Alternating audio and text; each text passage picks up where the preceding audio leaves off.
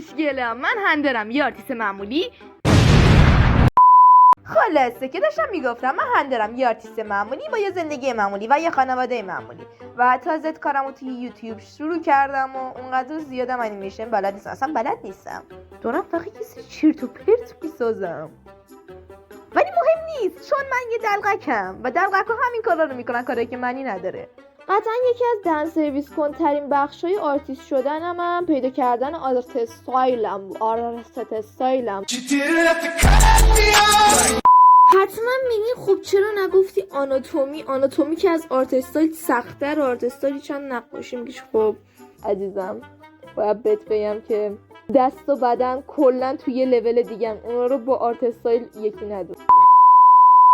امروز قراره بالاخره بعد از چند روز پشت سر گذاشتن سرماخوردگیم و امتحانات این ویدیو رو بسازم و خدمت نگاه‌های زیبای شما تحویلش بدم. حرف مریض شدن شد. من هنوزم مریضم ولی مریض نیستم. چطور بهتون بگم؟ داستان اینجوری بودش که من یه روز بعد از اینکه مامانم بهم گفتش کلاهتو سرت کن وگرنه از سرماخوردگی میمیری و من اصلا دکترت نمیبرم، سرما خوردم. خلاصش این بودش که من رفتم مدرسه و فکر کنم حدود تمامی اون 600 تا دانش آموز رو مریض کردم.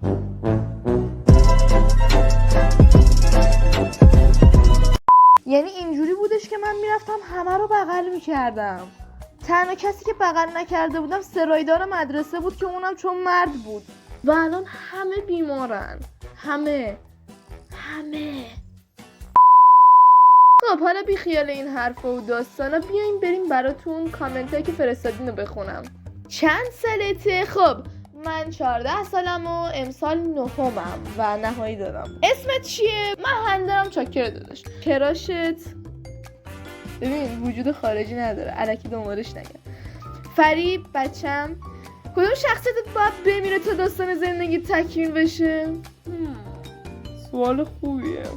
ببین قطعا شخصیت دلقکم. سال بعدی کجا زندگی میکنیم؟ ببین یادداشت کن اگه مداد دستت فوری. منی که میدونم قرار نیست جواب بدیم.